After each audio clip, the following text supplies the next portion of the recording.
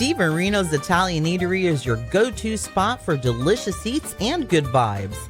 Offering mouth-watering pizzas with all your favorite toppings, pasta dishes that'll make your taste buds dance, killer burgers, and amazing steaks too. Whether you're grabbing a quick bite with friends or enjoying a laid-back dinner with family, Steve Areno's has got you covered. So head over to Chattanooga's North Shore where you can kick back, relax, and let Steve Areno's take care of the cooking. Steve Areno's Italian Eatery is a proud supporter of CADAS. The Flying Locksmith is your trusted partner in all things security, offering commercial security systems, security cameras, audio and video intercom systems, supply, installation, and commercial-grade door hardware. In need of hands-free hardware to reduce the spread of germs? Worry no more, because the Flying Locksmiths are here to save the day. With fast response times and top-notch service, they'll be sure to keep you safe, secure, and protected in no time. Unlocking peace of mind, one lock at a time. Flying Locksmiths is a proud supporter of alcohol and drug abuse recovery at CADAS.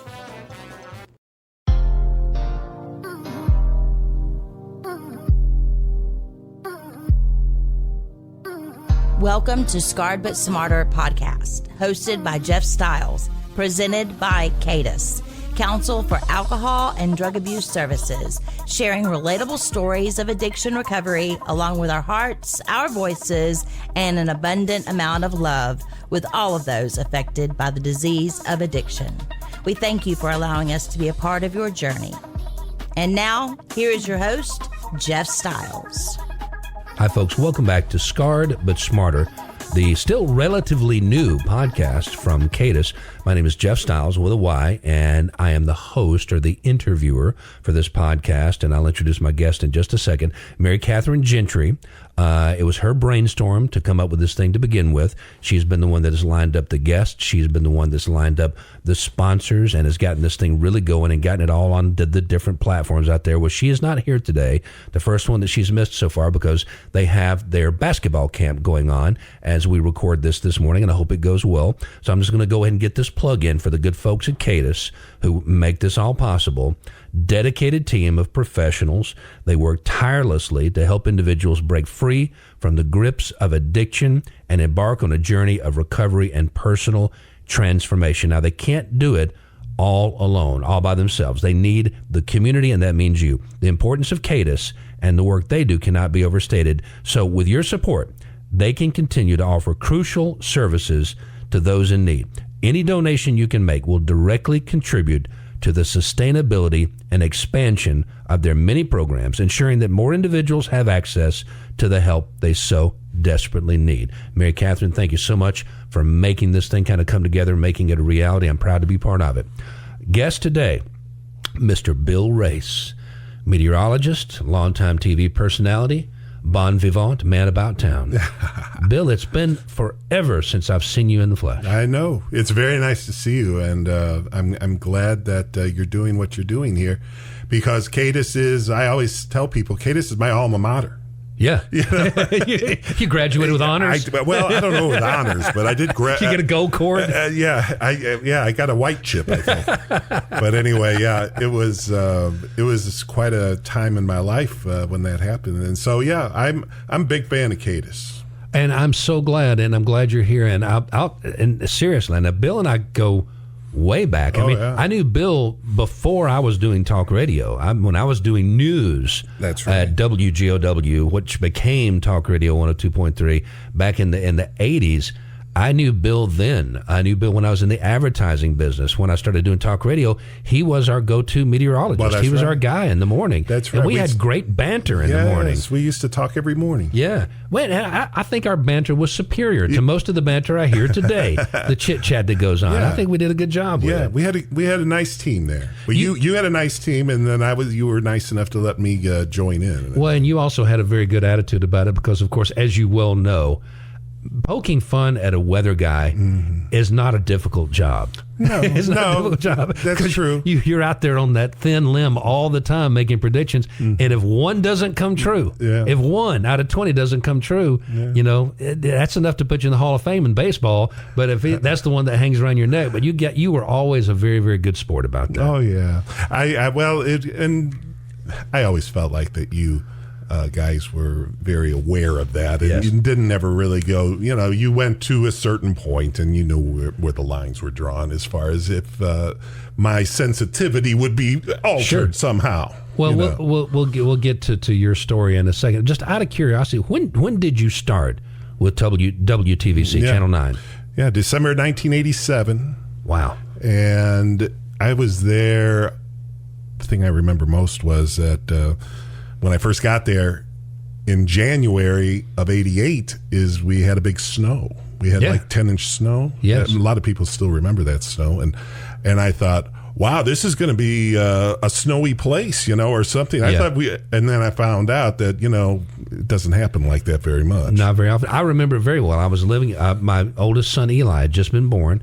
We were living up on Missionary Ridge right above what used to be the Pancake Man. Yes. For those of you who don't live in the Chattanooga, Tennessee area, in the metro area here, if you live in, you're just listening somewhere out there in the outer, realm, you have to identify in Chattanooga by what something used to be. What it is now is nowhere as important as what it used to be. It used to be the old Pancake Man. But we actually went out there on our deck and just watched the traffic try to make it up the ridge cut. And car after car and truck after truck go up, spin, fail, and fall to the side. And you're right. I was thinking, wow, this is going to be interesting. I'd only been there a couple of years. I thought this is going to happen more often than not. Right. No, it's happened, twice since? Yeah, maybe it seems that way, yeah. And I mean, really just one big blizzard, and every snow that is in the forecast, is it going to be like 93? It's always going to be compared to that one. Yeah. It's always going to be compared to that and one. I've started telling people, I said, I think that we may never see that in our lifetime again, as far as... kind of have to hope so. That was a bitch. Let's be honest about it. It was awful. Trapped inside your home for days at a time, trees down everywhere, power off. Yes. The power being off was really something that I found out how important the power was. Yeah. And remember, it wasn't that cold. No. It wasn't that cold during that blizzard. We got like 24 inches of snow. I mean, whatever it was, it depends on where you lived, but it was just barely freezing. The storm that actually stuck me and my wife Rebecca in our house for 6 or 7 straight days right after the first of the year, this year, it was only 3 degrees outside. Power goes off, you got a real problem with your hands then. Now, you're the fact that you're an alma mater of CADAS and the fact that you're a guest on this podcast came as a surprise to me. So that tells you something that you already knew. You were clearly a very high-functioning, probably low-bottom user. And is drunk the word? Should I use the word drunk? Drunk's really good. So more alcohol than drugs. I use that. Yeah, alcohol was my choice. And it kind of progressed like you hear. It was a textbook kind of job there. And of course, in the 90s, we're talking about it in the 1990s here, through the 90s. So I get there in 87, and I'm drinking like a normal person drinks, not necessarily just wasting myself. But then as the 90s went on, it became more of I don't want to go out anymore. I'd rather stay home because I don't want anybody to interfere with my drinking kind of thing. So you were not a social drinker. You didn't go out with the guys and hang out a little bit too long at the bar. Right. Well, there was always that fear of, getting in trouble with the law, too. Yeah. So, you didn't... it just all seemed much, much easier just to stay home. And so that's kind of when I knew that that was my first hint, as far as, you've kind of taken this too far. And now what are you going to do? But you still, I was still, still trying to fight the effort to do something about it. Sure. Well, we'll get further into all of these various directions we could go in as we we don't have that much time, but we'll get a lot in. But out of curiosity, what was your drink of choice? What was your weapon of choice? Was it beer? Were you a liquor drinker? I was more vodka. Yeah, because that's where I ended up. Yes, when you get to the vodka, then somebody lied to me along the way. See, everybody else was lying, and I was a truth seeker. You were just an underprivileged and confused individual, just a young person, a product of society. He was. That's right. I was a victim or something. But somebody told me, or they used to say, "Well, they can't smell vodka." Lies. They could. I didn't realize. You get up. In the hours we were working. Oh, yeah. Because you and I were working the same shift. Yeah. And on the air and alert and with it and on the beam, on the money like a laser beam by 6 a.m. at the latest. Right. That's when we started. You right. guys were on there before then. Yeah. At first it was 6, and then it moved back a little bit. And so I was, I had all the plans. I would get done at 12:30 in the afternoon, and I would immediately, if I went home, I would then start planning for the next day already by setting out my clothes, setting my alarms, making sure everything is ready. Then you could get to it. Then the fun begins for a while. Yeah. And so the afternoons, actually, I'll be honest with you, were spent listening to 102.3 while I was having a big time. So you didn't feel lonely?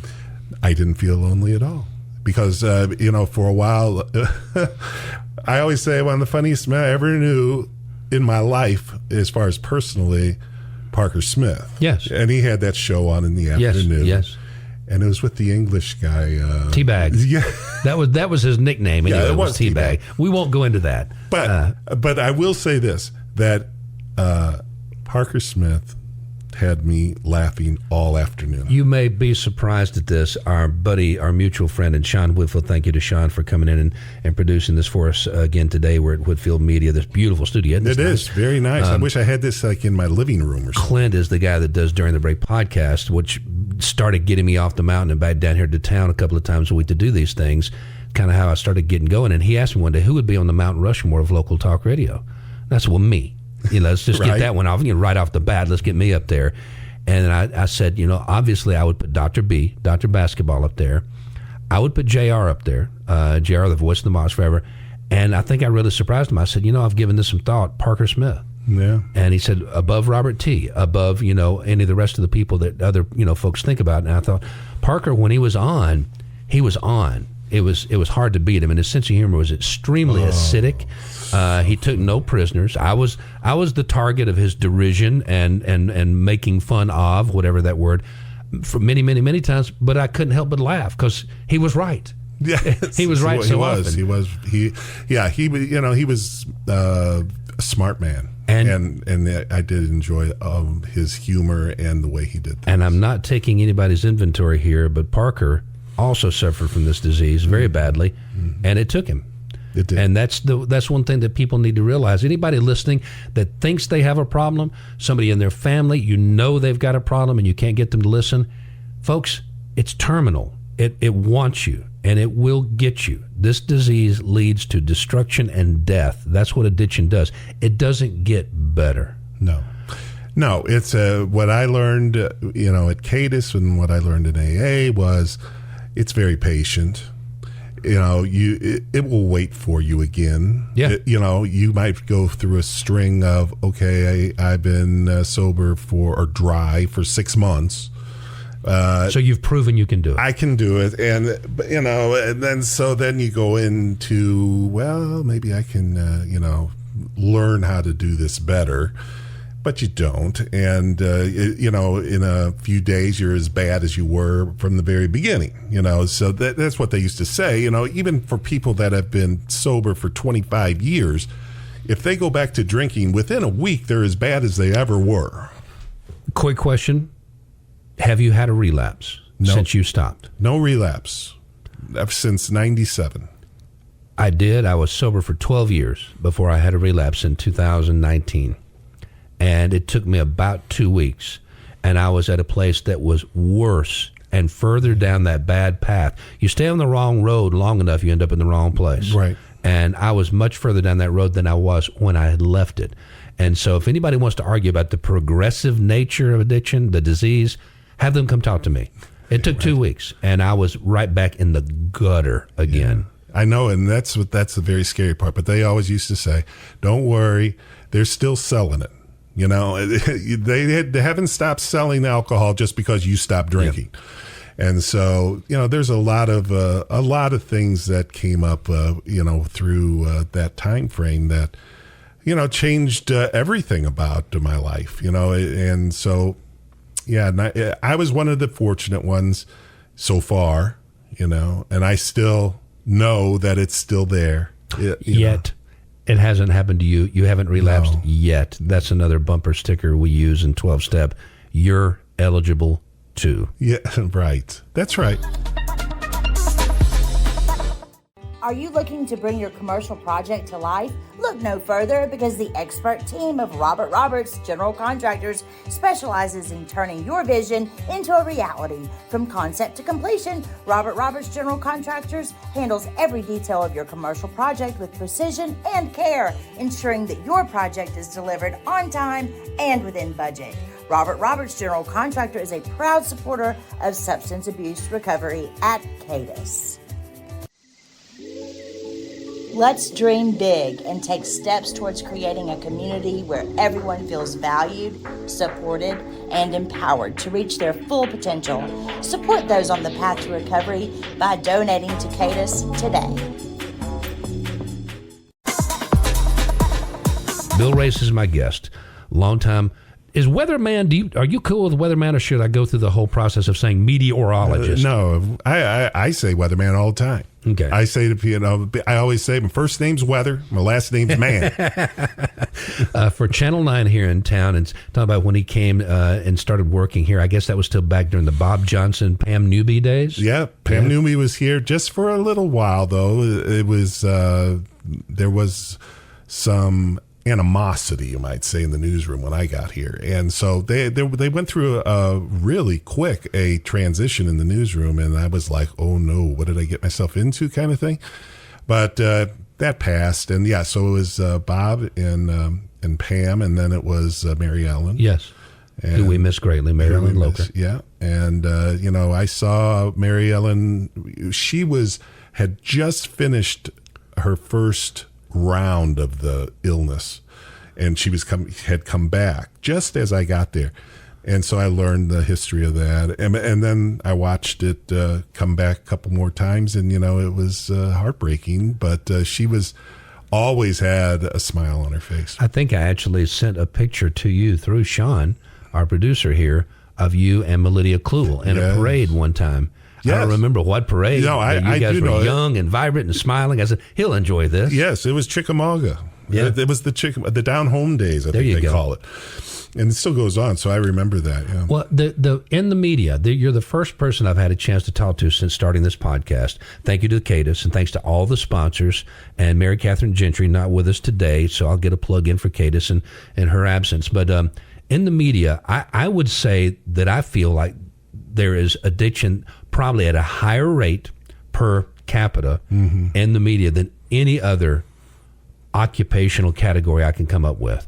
Talked to Zach Wamp just a couple of weeks ago, and maybe politics could compete with it. But virtually everybody around me was a user and or abuser, drank to excess, used drugs to a tremendous degree, especially in radio. Radio stations didn't have the sort of morality clause things in their contract like you guys did. You represented more than we did. Did you feel like you were under more pressure than the average person who was selling shoes or selling cars or just in a production job out there? I don't think so. I didn't feel that. I just felt like it was fun, you know, and to do those things. Now, you know, I say that I was at home, but I was out a lot too. And my wife at the time was working at the Lookouts. I remember. Yeah, Vicky. And so, you know, I was there a lot, and, you know, they had beer, you know, so, you know, that worked out pretty well for me. And, but it also was one of the things that changed because things were really progressing for me at a rapid rate at that point. But also just, I didn't feel like that my job was so stressful. I mean, I was having a good time. I had Don Welch at my side and Melidia, and we were a family, really. We were as close as you could be almost, just like you guys were. Yeah, yeah. Well, so you were that kind of drunk. You didn't drink to avoid. You didn't drink at people. You were having fun, and it was fun up until the point where it was not. And that's the difficult part because you're in the middle of it. It's you. You can't be objective. All you got to look to are your own eyes, and recognizing the fact that it's not working anymore, that it's not fun anymore, that it's become maintenance drinking at best. That's a good way to put it. Very much the way I felt, that, this stopped being fun, and, you were going through, it was kind of upsetting, that I can't have the fun I used to have with this, because then I started getting a personality change, and I wasn't as patient with people, and, maybe, you could say that I became a little more of an angry drinker towards the end, and I didn't like that at all. And so, people always say, "Oh, you were always a lot of fun when you were drinking, and you were a fun drunk." And I was like, "Well, you might have seen that, but there was other things going on that weren't so nice." I think there's just an element of being in the media when you're a personality, not necessarily behind the scenes, even behind the scenes to a degree, like roadies. I think there's a little bit of a rock star thing that goes on. There is, and people, when I would go into a bar at the height of talk radio's popularity back in the day when I was, the morning guy, I would go into a bar and sit down, and there would be 3 shots of tequila set out there that people in the bar would buy me without even saying, "Hey, it comes from me. I sent that over." People just knew that's what I drank. And I mean, I don't know. I probably went for years without having to pay for a drink if I went out. And yeah, you kind of start believing your own press a little bit. And it seemed to be part and parcel with my perceived persona. The person that they had me pictured as, El Jefe, the devil may care, he'll tell you what he thinks, sharp-edged guy, always had a beer in his hand. And so that became not just a crutch, it became a cross, a burden to bear. I mean, literally, people, they didn't know what to think about me if they did not see me with at least a long neck somewhere nearby. Now, you and I were not out together very much. No. If I don't even remember if we ever were, probably were. Yeah, I'm sure we were at some point. I'm sure we ran into each other. But the thing is that I never knew. I never knew. When I would hear you on the radio in the mornings, and, I probably listened every day, you sounded the same every day. Well, and most of those days I was either recovering, was still buzzed toward the end, actively drinking in the morning, became a morning drinker. And all right, you talked about and the checking the boxes. I'm sure at some point when you were questioning yourself, and again, that's another one of those things that they say, if you think you have a problem, you probably have a problem, because you're going to be the last one to accept that. But you could get those, answer these 10 questions to see if you're an alcoholic. Well, I'd check at least 9 of them every single time. The one that I didn't check until I did, morning drinking. I developed some of that, especially not during the week. I'm sure that I, was probably over the limits at times, even still the next morning, of course, and going into work. And then, but then on the weekends, all of a sudden, on Saturday morning, I was looking for the vodka.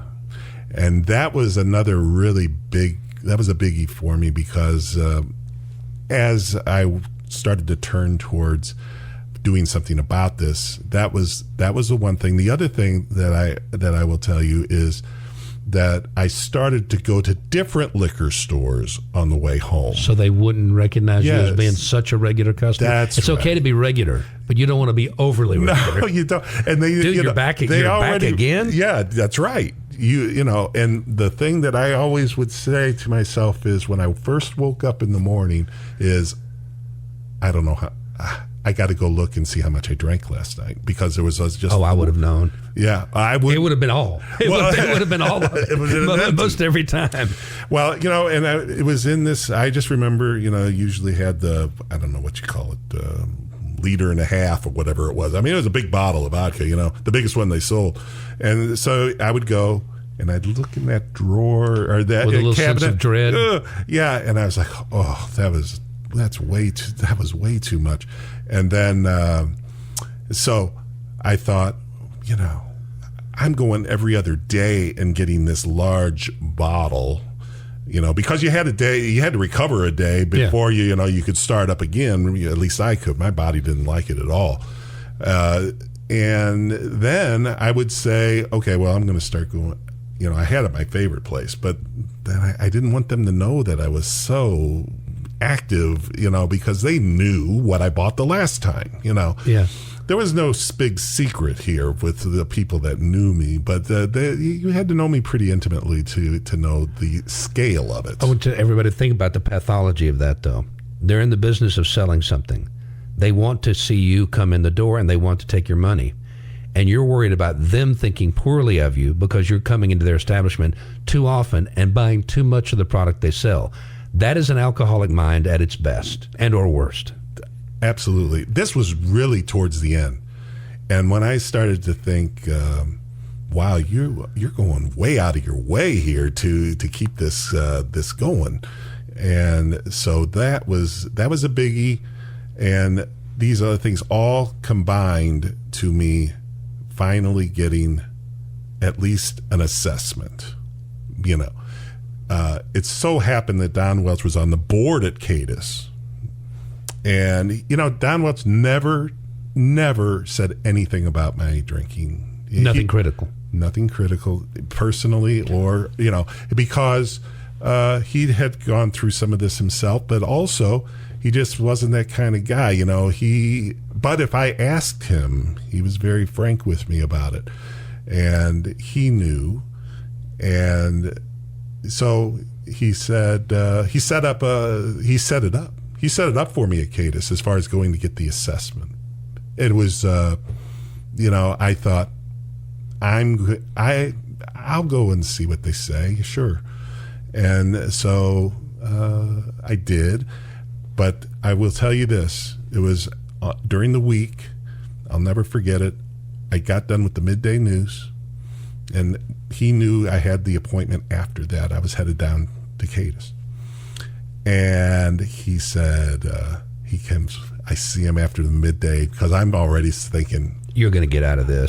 You're not going to this thing. Going to this. Yeah, that was a bad idea. Yeah, that was a bad idea, because I need to go into one of the liquor stores instead. Which my network. There's that brain again. Yes. So here comes Don walking through the studio, and I know what he's going to do, because this is the first time that he felt like he had been invited into this, this problem. So he comes over and he says, hey, like he didn't know, hey, you have your meeting today, don't you? Or your assessment today. And I said, yeah. I said, but Don, I don't think I'm going to go. And he looked at me with those eyes of his, and he smiled and he said, I think you should. Ooh.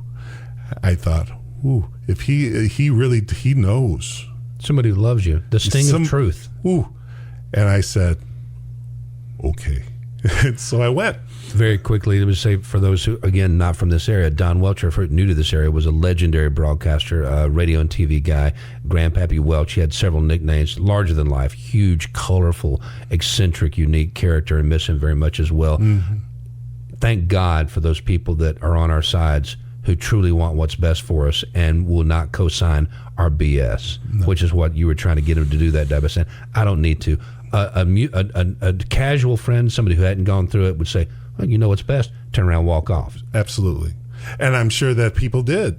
I probably talked to people about getting assessments and stuff, and they were like, well, if you I didn't know that you thought you had a problem or whatever. And but he didn't have to say much, because I really had a high respect for him. I mean, he was my mentor, really. And besides you, Jeff. But but he was a man that people thought Don Welch was like, this, not very intelligent. He just, spoke what he wanted to, and he did. Homespun, down home, That's homegrown. Right. The Will Rogers, front porch philosopher. Yeah, but the fact of the matter is he's a very smart man. If you're dreaming of spring gardening weather, visit the Barn Nursery for the best selection of plants to bring on the spring blooms. The Barn Nursery is the South's premier garden center and a proud supporter of alcohol and drug abuse recovery at CADAS. Discover the elegance and charm of generations past at Brody Jewelers. With a legacy of craftsmanship and quality, Brody Jewelers offers a curated collection of exquisite pieces that tell stories of love and legacy. From vintage heirlooms to modern masterpieces, each piece carries a rich history waiting to be cherished by you. Visit Brody Jewelers today and experience the magic of this family-owned, historical, fine jewelry store, where every piece is a work of art and every customer is family. Brody Jewelers is a proud supporter of CADAS. Welcome back once again to the CADAS podcast, Scarred But Smarter.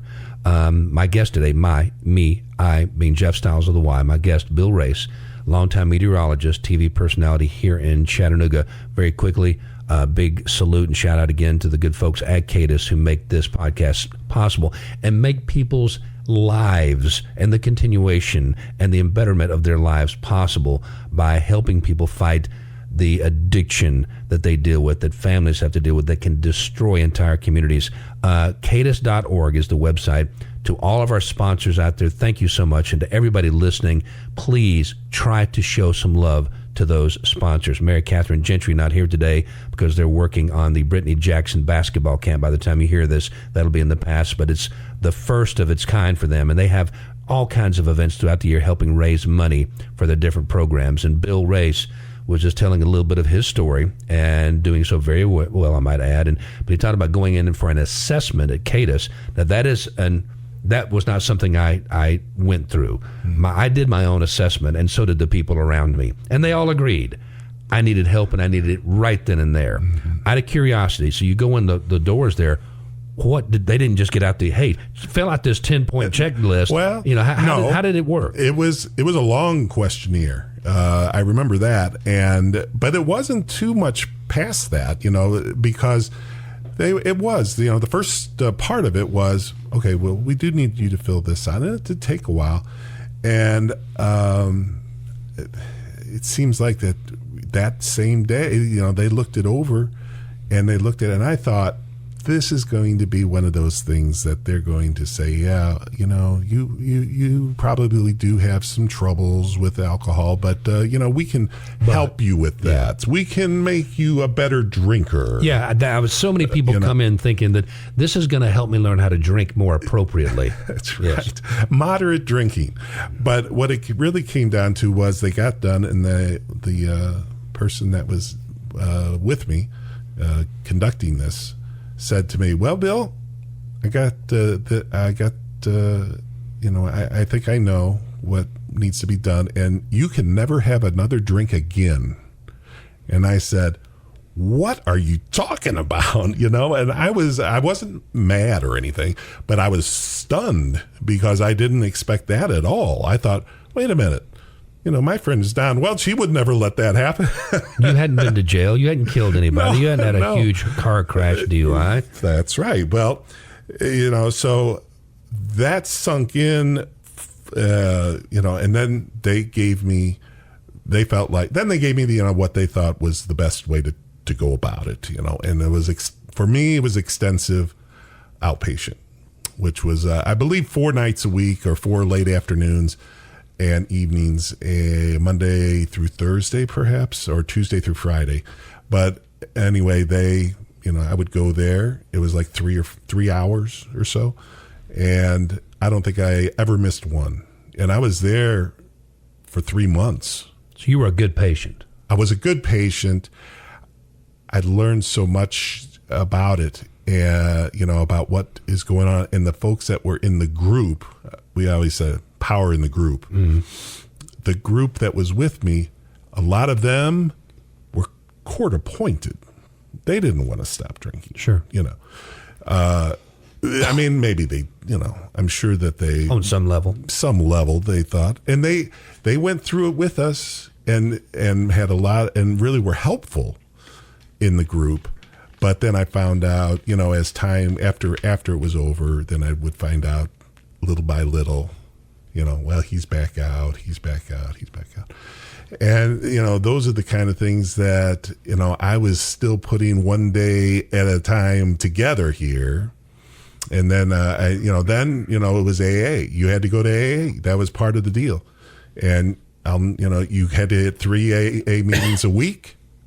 If you didn't get your 3, then the next week you had to get 6. And I thought, well, I'm not going to have to go get 6. I know that. So I always got my 3. So I was still, not wanting to, I didn't want to get too far behind. So that was really one of those things that was important. So, but having that accountability, because you have the meetings, you had to go at the AA meetings, you had to take your slip up there and you had to have it signed by the person that was conducting the meeting, and you had to take it back. And I was always a pretty good, follower of directions, at least.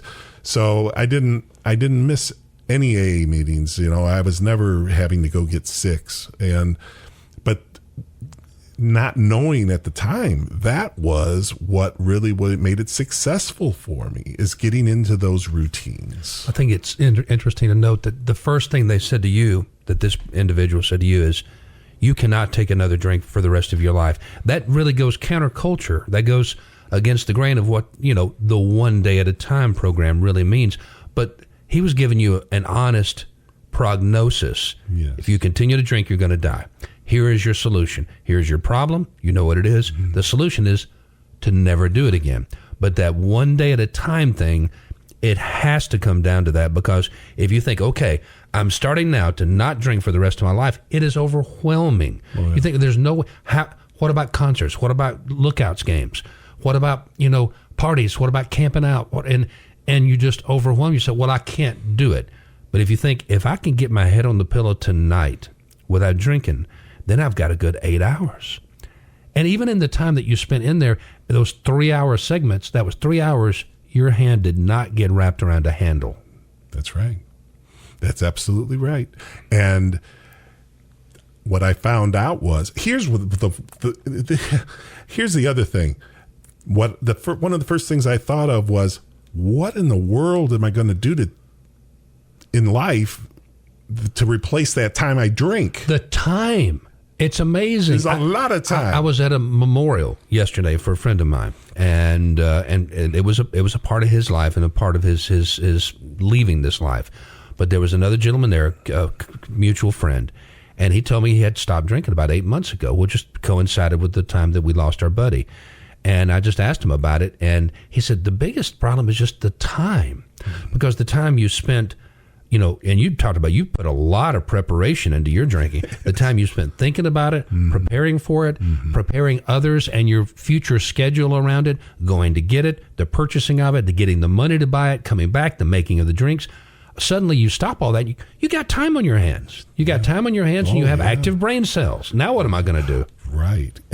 But what was great was immediately, just really fast, I'd wake up in the middle of the night, and what I told you earlier was, I was wondering how much I drank the day before. That was the first thing that I'd wake up to in my head. And then I didn't have that anymore. And I felt good. I was, I could get up and go to work, and I didn't have to be ashamed of myself, and I didn't have to, avoid people in case they smelled it on me, and so all of these other things started to go away, and I found out that there was a lot of life out there that I just, was missing. And so even when I wasn't working, I was getting up at 3 a.m. like I normally would, and I was like getting things done. I mean, I was doing the laundry, I was cleaning the house, all before sunrise, because I didn't want to miss a minute of it, of the sober life. And all that energy you had. And I had all this energy, and it was just striking to me that, there are things to do. For the record, too, if he does the spiel I just went through, all those things where I wonder if this will still be fun. How can I get through this without drinking? It still is fun. It is. The first concert I went to, me and Rebecca went to Widespread Panic. That's one that's known for substance abuse, a band that lives on it, like the Grateful Dead, and with this, had a ball, had an absolute ball. Baseball is still fun. All this stuff is still fun. It's definitely there. An odd question for you as we get to the wrapping up point. What you talked about vodka and not smelling it on your breath, and that lie, that huge lie.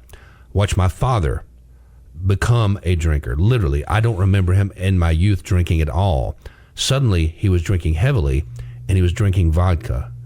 And I asked him, as a young, naive 12-year-old kid, worried about my dad, why do you drink that stuff? Because to me, it looked and smelled like rocket fuel. I mean, what possible good could come of this?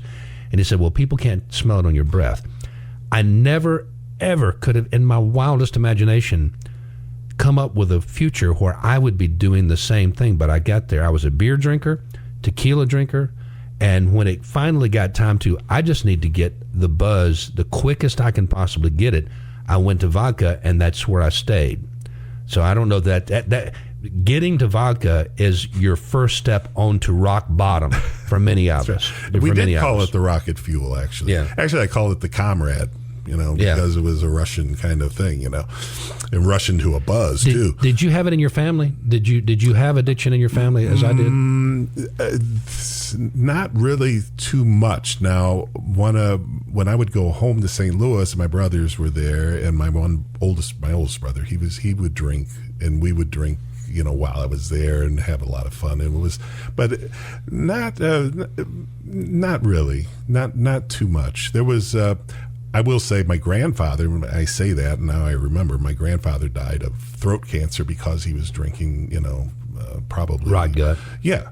And so he died in his 50s. And I guess there was some genetics there. But, I always felt like it was just me. Final question, and you can see this one coming. You just talked about feeling better, having more energy, enjoying life more, pretty much all the stuff that everybody out there knows that we're going to say, being in recovery. Do you still long for it? Do you still have cravings? Do you still ever hit a point where you think, you know what, I've given it enough time, I bet I could try it again? Not one time. Not ever. People that go out with me to dinner or something, they think, is it all right if I have a drink? Yeah, that drives me crazy. And I'm like, no, I really like drinkers an awful lot. I'd love to watch. You're more fun when you're drinking. I really love to watch. You do what you're doing. But, so don't worry about me. I'm not drinking tonight, So, it's one of those things. I will say this, that one of the old timers at the AA meeting once said to me, I was sitting there saying, oh, yeah, I've got 8 months in or a year or something. And he said, well, let me tell you something, Race. Just because you stop drinking doesn't mean that life don't suck. Excuse me for my language, but that's what he told me. And I thought, okay. I didn't have an answer. You just listen to those folks. Yes. And so I thought, Tough love. And he was right, and it does sometimes, it's still. All your problems don't magically go away. No, they're still all there. It's just that you have a different, as people say, tools in the toolbox. Makes me think of the Progressive insurance commercials with Jamie and the guy on their motorcycles. Yeah, I've got this toothache, but I get on my bike and I forget it. I go, dude, you got to get your teeth fixed. Whenever I got bills to pay, I get on my motorcycle. Dude, you got to pay your bills. Right. It doesn't just all go away. No, it doesn't. Well, thank you so much, Bill, for coming in. And again, I had no idea you had been through this, that we'd walked the parallel paths. And I feel the same about you. Yeah. And that shows you how tricky it can be. It is. It is deceptive. Alcohol, drugs, addiction, a very deceptive thing. And it is a respecter of no person. I just want everybody to know if they have any questions, if they ever want to talk to me about it, I'm always ready to talk.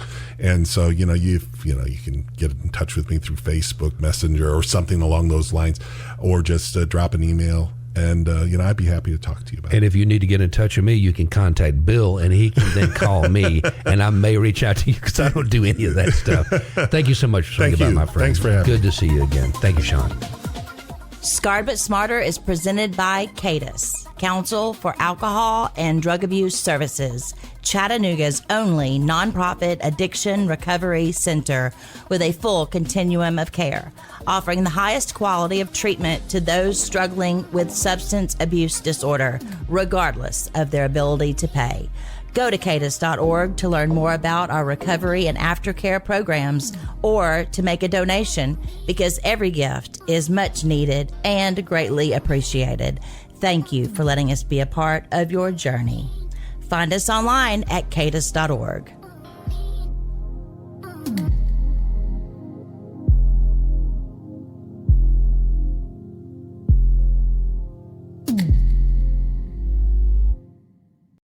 Ferguson Bath Kitchen and Lighting Gallery, your destination for luxury home products that elevate every room in your house.